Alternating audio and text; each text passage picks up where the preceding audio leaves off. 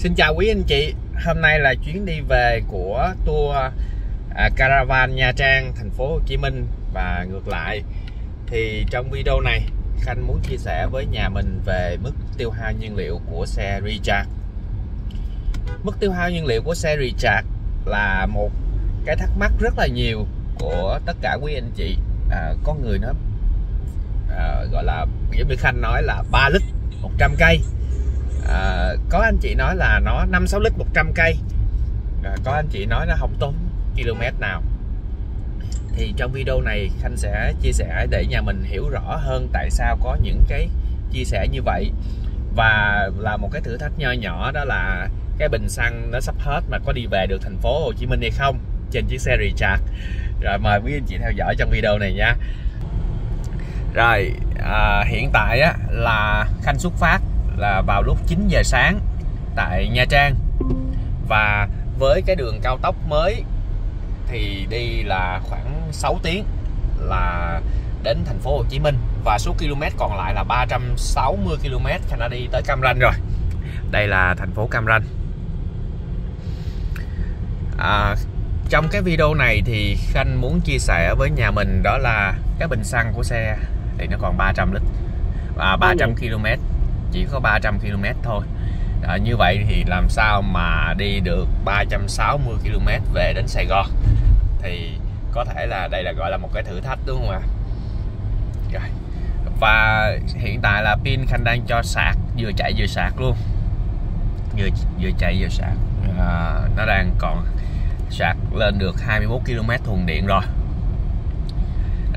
Thì để tiết kiệm nhất trong thời gian này, trong tình huống này, nếu mà quý anh chị mà sử dụng sạc giống Khanh thì chắc chắn quý anh chị sẽ không bao giờ đi về thành phố Hồ Chí Minh với cái bình xăng giống còn như Khanh, chắc chắn 100%. Bởi vì cái mức tiêu hao nhiên liệu,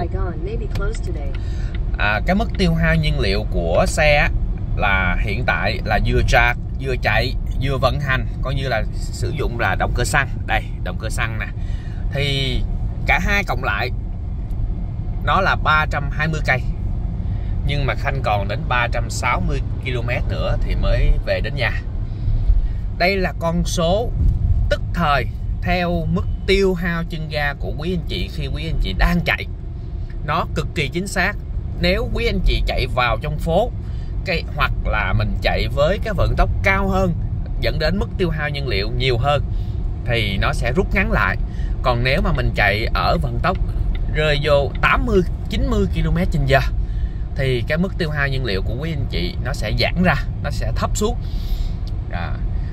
Tại sao mà Khanh nói như vậy? Nó cũng có lý do. Tùy theo mỗi xe thì cái mức tiêu hao nhiên liệu tối ưu nó sẽ có một cái khoảng vận tốc nhất định.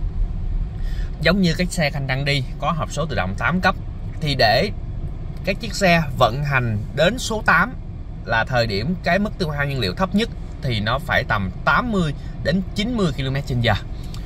Còn đối với những chiếc xe tự động 6 cấp thì cái mức tối ưu nhiên liệu của nó rơi vô 70 đến 80 km/h. Bởi vì ở khoảng đó thì nó sẽ lên hết tới số 6. Còn những cái xe mà 4 cấp thì nó sẽ tiêu hao nhiên liệu rất là cao. Bởi vì khi mà chạy 80 km/h thì nó gần vòng tua nó gần 2.000 vòng á. Trong khi đó cái chiếc xe này thì vòng tua nó rất là thấp. Nếu quý anh chị chạy mà 100 km/h luôn, nó chỉ khoảng 1.200 thôi. Thì mình nhìn vào số vòng tua của xe, nó sẽ đánh giá mức tiêu hao nhiên liệu. Tại vì mình quay càng nhiều thì chắc chắn nó sẽ hao xăng càng nhiều. Rồi, bây giờ Khanh sẽ chuyển lại cái chế độ là gọi là bình thường, là không sạc, auto, để có thể, và nó là mode hybrid, là mức tiêu hao nhiên liệu thấp nhất để có thể đi về được thành phố Hồ Chí Minh với cái bình xăng còn là 300 km. Tại sao mà Khanh chuyển qua cái mode này thì nó cũng có nguyên nhân. Bởi vì khi mà quý anh chị là sử dụng cái xe của mình á, mà gọi là tối ưu nhất thì nó phải có kết hợp điện và xăng. Điện nó sẽ kích vào tại thời điểm quý anh chị thay đổi vận tốc. Thay đổi vận tốc mình sẽ có những thời điểm gì? Là tăng tốc từ 0 chạy nhanh lên ở đèn đỏ, ở lúc dừng, rồi đang chạy mình thốc ga lên để mình tăng tốc vượt mặt, rồi mình đạp thắng, rồi xong rồi mình sẽ đệm ga tiếp để tránh chướng ngại vật. Đó là những cái thời điểm tăng tốc. Thì những thời điểm đó nó sẽ quyết định cái mức tiêu hao nhiên liệu của xe rất là nhiều, và nó sẽ hao nhiều nhất ở những thời điểm đó, những thời điểm thay đổi vận tốc. Nếu những chiếc xe không có hệ thống điện thì có một câu truyền miệng và rất là chính xác của các anh chị có kinh nghiệm, đó là mình đệm ga thì đệm từ từ thôi, mình có chạy thốc thì cũng vậy. Thì đúng chính xác. Tại vì mình có chạy thốc nhanh lên nữa thì phía trước của mình vẫn còn chướng ngại vật, vẫn còn xe máy thì mình cũng không có chạy nhanh được. Mà mình có thốc ga vào thì nó sẽ gọi là có mức tiêu hao nhiên liệu rất là cao. Rồi bây giờ ra khỏi khu dân cư rồi thì Khanh sẽ hiện tại là ra khỏi khu dân cư và nó có cái giải phân cách cứng thì mình chạy được tối đa là 90 km/h. Thì Khanh xin phép là bấm Adaptive Cruise Control là 94 là không bị vi phạm luật giao thông. Đây là có bảng 60 rồi, mình sẽ chuyển lại 60 thôi. Và khi mà chạy ở đường dài như vậy, mình chạy Adaptive Cruise Control, tức là ga tự động thích ứng, và vào cua nó tự động đánh lái luôn cho mình. Thì nó rất là an toàn. Nếu mà xe phía trước phanh, mình chạy bám đuôi. Nếu xe phía trước phanh thì xe mình cũng tự động phanh. Xe phía trước gọi là tách ra và xe của mình thông thoáng thì mình cũng chỉ chạy ở vận tốc gọi là theo mình đặt, đó là 60 km/h thôi. Đây tốc độ của Khanh đặt nè, 63 km/h. Và chạy bám đuôi theo xe phía trước. Vào cua thì tự động nó sẽ cua luôn. Đây phía trước của Khanh cũng có một cái cua, và cái vô lăng nó cũng sẽ tự động đánh lái với điều kiện cái làn đường của chúng ta rõ. Và đi đường quốc lộ bình thường thì tất cả các làn đường đa số là rõ hết, mình không có sợ về vấn đề đó. Và đi trên cao tốc cũng vậy. Điều này cho phép quý anh chị có thể rảnh tay, mình có thể cầm một cái điện thoại lên, mình nói chuyện giống như Khanh, quay video giống như Khanh, có thể bấm gọi điện, có thể trả lời một tin nhắn mà vẫn an toàn. Đó là những tình huống mình thường gặp ở trên đường và trong quá trình sử dụng hàng ngày. Ở đây có anh chị nào mà chưa có bao giờ cầm điện thoại khi khi lái xe không ạ? Điều đó vi phạm luật giao thông là chính xác. Nhưng mà đôi khi trong cuộc sống của mình thì mình cũng có tận dụng sử dụng trong một vài tình huống gọi là gấp. Gấp thì về nguyên tắc là mình phải dừng lại, nó sẽ an toàn hơn. Nhưng mà dừng lại trả lời xong rồi cái dừng lại trả lời nữa thì nó lại không ổn. Rồi khi mà chạy chế độ này thì mình có thể mở một chai nước ngọt, hút một điếu thuốc, lơ là một tí cũng không vấn đề gì hết. Tại vì khi có vật cản kể cả xe máy thì nó cũng dừng, nó cũng phanh. Nó đang chạy nhưng mà do Khanh cảm thấy nó an toàn, thành ra Khanh đệm thêm miếng ga để nó chạy tiếp tục. Vào những cái cua lắc kiểu này nè là tự động nó giữ làn đường chính giữa, luôn giữ làn đường chính giữa. Rồi. Về mức tiêu hao nhiên liệu lúc nãy Khanh chia sẻ là có cái động cơ điện thì nó sẽ kích vào tại thời điểm tăng tốc và nó chạy song song. Thì đối với xe recharge mình sẽ có rất là nhiều cách để nạp điện cho xe. Và quý anh chị hãy hình dung nó giống như là một chiếc xe hybrid bình thường thôi. Đừng suy nghĩ nó quá cao siêu, đừng suy nghĩ nó quá xe điện thuần. Nó sẽ được nạp điện bằng phanh. Khi quý anh chị phanh, đây Khanh đạp phanh nè, thì nó sẽ chuyển qua charge liền. Quý anh chị thấy không ạ? Charge liền. Rồi nó sẽ được nạp điện bằng thả trớn. Đã Khanh thả trớn nè, không có phanh thì nó sẽ charge, mà charge ít hơn phanh. Đây phanh nè, nó charge nhiều nè. Đang vô trạm thu phí.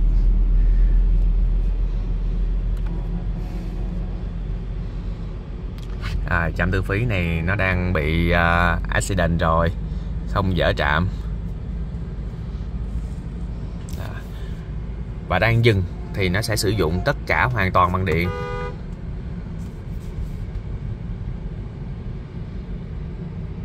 Có đồng chí này sao cứ lay quay hoài.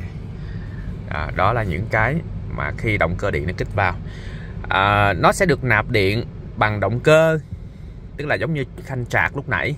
Rồi nó sẽ được nạp điện nó sẽ được nạp điện bằng điện 220V tại nhà, tức là bằng bộ sạc theo xe, mình có thể cắm điện bằng sạc. Đó. Và 5 tiếng là đầy. Đó là những cách mà chiếc xe này có thể nạp điện. Còn nếu mấy quý anh chị ở chung cư, đậu ở bãi, đậu ở nhà phố mà không nạp được điện thì hãy hình dung nó giống như một chiếc xe hybrid thôi, không vấn đề gì hết, không cần phải suy nghĩ. Khanh dám chắc là chiếc xe phía trước là cái thu phí không dừng á, là nó sẽ bị do cái phim cách nhiệt, do cái phim cách nhiệt đây. Do cái phim cách nhiệt á, là nó bị nhiễu từ á, thì phim cách nhiệt nguồn gốc kim loại nó sẽ bị nhiễu từ. Thường cái đó là không phải lỗi do trạm đâu, mà do cái xe của mình dán phim cách nhiệt á.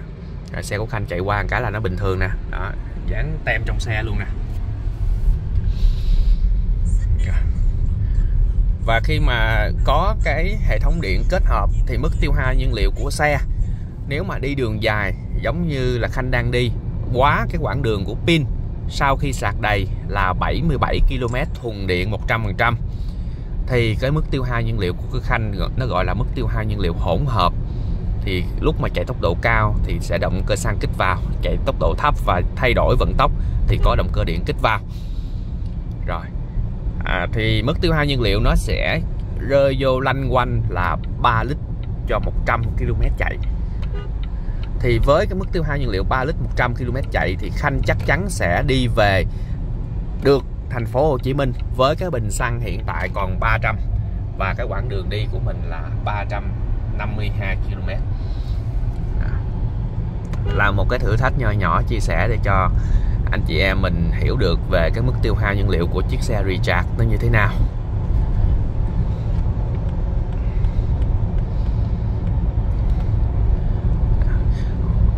Và vận tốc tối ưu thì Khanh xin phép chia sẻ, mình hãy nhớ rằng một công thức chung, đó là khi mà mình chạy chiếc xe 8 cấp thì nó phải tương đương với 10 km/h, thì nó sẽ tối ưu ở giải vận tốc 80-90 km/h. Đây vào cua, đây là vào một cái cua nó sẽ tự động đánh lái, mình rất là an toàn. Khanh nhắc đi nhắc lại, đi đường trường hãy tận dụng cái tính năng hay hữu ích này của Volvo. Và đây là một con AI, có nghĩa là nó sẽ học theo hành vi, học theo con đường, học theo cái nhận diện hiện tại thực tế, chứ không phải là những cái mode set sẵn. Nó là con AI, nó sẽ thay đổi nha, nó sẽ thay đổi hành vi và thay đổi cái độ thông minh, thay đổi dữ liệu nó nhận được. Đó. Thì khi mà có xe phía trước nó chạy chỉ có 70 km thì xe của Khanh cũng chuyển xuống 70 km. Và Khanh muốn nhanh hơn thì Khanh sẽ tự đệm thêm ga, và xe nó vẫn đang chạy ở cái chế độ bám đuôi giữa làn đường. Quý anh chị có thể nhìn thấy nó đang là màu cam, là nó đang có chạy theo cái chế độ Khanh thiết lập. Và chế độ chạy theo thiết lập này nó cho phép chúng ta chạy maximum là hơn 20 km/h ở vận tốc thiết lập. Có nghĩa là Khanh đang thiết lập 90 thì nó cho phép Khanh là chạy lên được 110. Nếu hơn 110 thì sẽ hủy đi cái tính năng Adaptive Cruise Control. Còn nếu mà Khanh chạy từ khoảng tầm 80 đến 90, tức là đệm thêm ga trong quá trình đang chạy nha, Khanh đang nói là đệm thêm ga trong quá trình đang chạy. Đó, thì nó không bị hủy. Cái tính năng này nó sẽ giúp cho mình vượt mặt, đó là nó cho phép mình vượt mặt khi mà chạy Adaptive Cruise Control. Đó, rất là hay. Đó, đây là đường Nha Trang, có rất là nhiều cái cua, thì rất là nhiều cái cua mình có thể thử vịnh hờ cái vô lăng nè. Đó, vịnh hờ vô lăng. Đó, khi mà vào thì nó sẽ tự động đánh lái luôn. Đó, đây là một cua rất là cong, và Khanh đang chạy ở vận tốc 90 km/h, xe nó tự động đánh lái.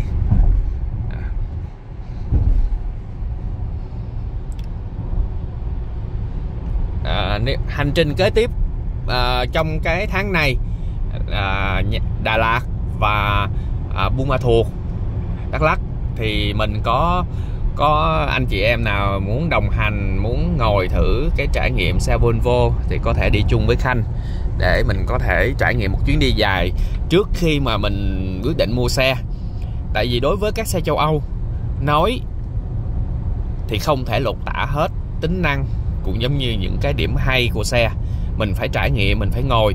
Và nếu quý anh chị muốn thuê một chiếc xe châu Âu, cụ thể là một chiếc xe Volvo để chạy trước khi mua thì cũng không có ai cho thuê. Tại vì đây là những chiếc xe dành cho những anh chị giàu lâu.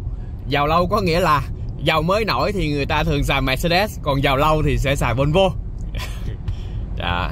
Đây là những anh chị giàu lâu thì không có nhu cầu cho thuê xe.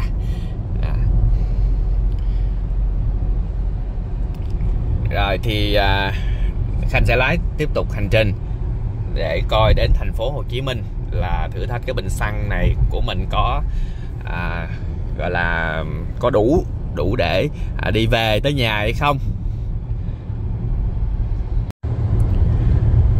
Hiện tại là đã chạy được một đoạn cũng khá xa sau cái đoạn đầu Khanh quay. Thì số km hiện tại Khanh đến thành phố là còn 296 km. Lúc nãy là quay 360 đúng không ạ?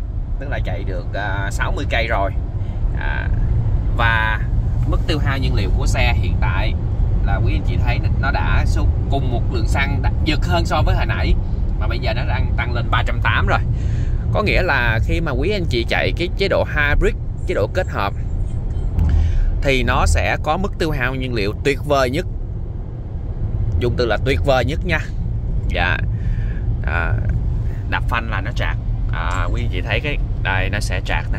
Đạp phanh là nó chạc và chạc rất là mạnh. Những ở dòng chạc kiểu đó tại thời điểm mà chúng ta phanh thì có thể lên gần 100 ampere giờ. Gần 100 ampere thì nó sẽ gấp rất là nhiều lần so với lại mà chúng ta sạc bằng một bộ sạc 16 ampere của theo xe. Thì cùng một lượng xăng này, khi mà quý anh chị chạy chế độ hybrid thì nó đã tăng lên số km có thể đi được của xe lên 380. Lúc nãy thì nó chỉ có là 300 và thử thách là 360. Quãng đường đi là 360 mà lượng xăng còn là 300. Thì sau khi Khanh chuyển qua chế độ hybrid và để chiếc xe nó tự động phân tích, tự động điều tiết lượng xăng, lượng điện trên xe, thì cái số km của đi bằng xăng nó đã tăng lên 380 và cái pin của nó đã giật về không. Và khi mà ở chế độ này pin nó giật về không, đây pin giật về không nè, ở chế độ này thì cái chiếc xe của mình sẽ chạy là chiếc xe hybrid. Có nghĩa là nó sẽ không chạy được chế độ thuần điện nữa, mà cái bộ điện nó sẽ kích vào tại thời điểm tăng tốc và thay đổi vận tốc, và hệ thống điện của mình nó sẽ luôn luôn được nạp bằng phanh, bằng thả trớn, rồi bằng một tí vận tốc của xe. Nó sẽ được nạp tí để nó duy trì cái lượng điện áp tối thiểu. Thành ra một câu hỏi đặt ra là có nhiều anh chị là thắc mắc là khi mà nó sạc pin nó 0% như vậy thì nó có ảnh hưởng đến pin hay không, tức là pin nó hết. Thật ra nó không có hết đâu, nó vẫn còn một cái lượng duy trì trong cái bộ pin để thứ nhất là bảo vệ bộ pin không bị tuột áp, thứ hai là sẽ giúp cho cái bộ pin nó bền. Tại vì pin mà không có điện thì nó sẽ chai và nó hư. Nó sẽ luôn luôn có điện. Và một cái nữa là điện trong đó để giúp cho chiếc xe đi được on wheel drive, tức là cái xe của mình á là cầu sau là thuần điện 100% chứ không phải là chân xăng nữa, và chân trước nó là điện. Thì khi mà chân sau nó bằng chân trước bằng xăng, chân sau bằng điện, thì cái chiếc xe của mình nếu mà 0% kiểu đó là đâu, nếu về lý thuyết nhìn vào thì đâu có đi off-road được, chân sau đâu có chạy được, tại vì nó bằng điện mà. Cái đó là điều đó sai hoàn toàn, bởi vì nó đã tính toán đến những cái suy nghĩ của quý anh chị rồi. Và khi mà chạy như vậy thì cái quãng đường của Khanh á là hiện tại là 380 đúng không ạ? Còn 300, tức là cái quãng đường đi được bằng lượng xăng còn lại trong xe nó đã giật xuống so với lúc nãy rồi, mà nó đã tăng lên 380, mà cái quãng đường của Khanh đi là nó chỉ còn 300 cây thôi. Quý anh chị đã thấy là nó đã thay đổi rất là nhiều. Hãy nên để chế độ auto để cho cái chiếc xe mình có một cái mức tiêu hao nhiên liệu, một cái cách vận hành tốt nhất. Bởi vì máy tính, hệ thống AI, hệ thống phân tích dữ liệu của xe, nó sẽ làm tất cả những cái suy nghĩ, tất cả những gì thay thế cho quý anh chị.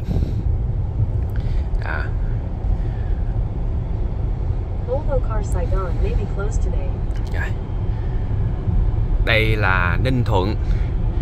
Ninh Thuận thì đặc sản là điện gió, và Đây là những cánh đồng điện gió rất là đẹp. Thật ra chúng ta đi du lịch thì cái việc mà nhìn ngắm những cái cảnh đẹp kiểu này chúng ta thấy rất là thích. Nhưng mà để ở những cái vùng như vậy, nếu mà phong cách của người Sài Gòn thì Khanh nghĩ là một cực hình. Không có những cái tiện ích, rồi không có khu vui chơi, không có những cái giải trí chúng ta cần hàng ngày.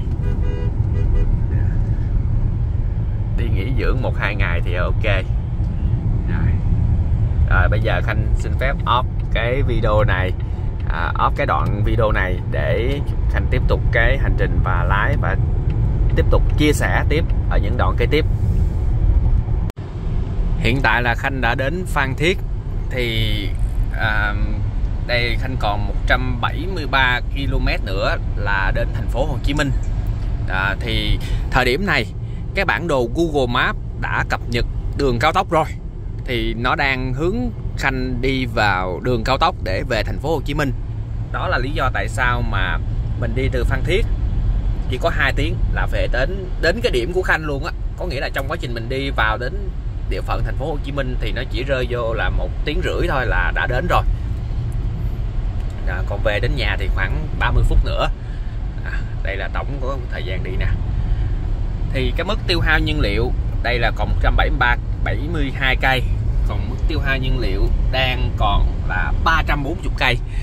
Trong suốt quá trình chạy thì không có tiếp nhiên liệu để chia sẻ lại cho anh chị em mình cái mức tiêu hao nhiên liệu trung bình là khi nào là tối ưu nhất, là khi chúng ta chạy chế độ hybrid và chúng ta để là cái mức mà gọi là battery charge là auto và hybrid. Đây là cái mức có tiêu hao nhiên liệu tối ưu nhất, sẽ giúp cho mình đi mượt.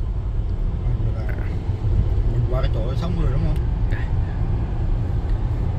Giống như lúc mà Khanh khởi hành thì cái chiếc xe nó chỉ có 300 km là hết xăng, trong khi đó có quãng đường của Khanh đi là phải 350 km là mới đến. Thì bây giờ câu chuyện đã được xoay chuyển và đã được thay đổi, là cái số lượng km còn lại theo cái chân ga của Khanh, theo cái lượng xăng bị tuột còn lại là 280 km. 280 km nữa là hết xăng.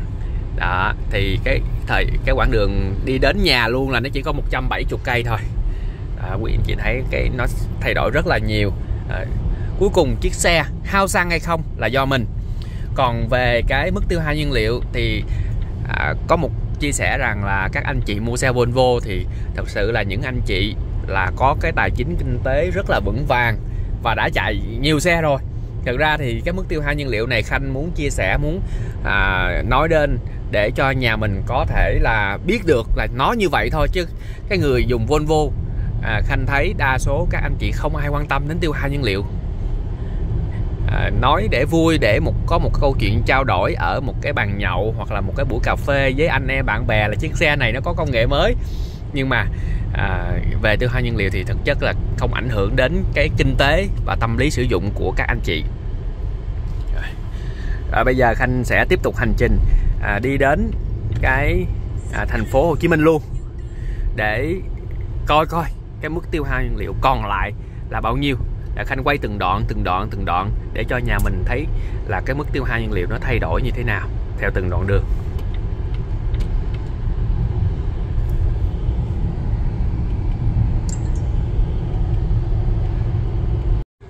Hiện tại Khanh đã đến thành phố Hồ Chí Minh, đang ở đường Nguyễn Văn Linh. Thì số km hiện tại của xe đang còn là 120 km nữa thì hết xăng. Và đã đến nhà rồi, tức là sau khi mà chuyển qua chế độ hybrid thì đã gọi là vực chạy thành công và đã dư được 120 km đi đường nữa. Qua video này thì Khanh cũng muốn chia sẻ với nhà mình về cụ thể mức tiêu hao nhiên liệu của xe, đi trung bình ở đường trường như thế nào, sạc như thế nào và hybrid như thế nào. Và cũng giống như là chúng ta đi một cái chế độ hybrid auto ở chỗ sạc thì nó sẽ tốt nhất cho xe. Cảm ơn tất cả quý anh chị luôn theo dõi các video của Khanh chia sẻ, và xin hẹn gặp lại ở nhiều video sau nha. Bye bye.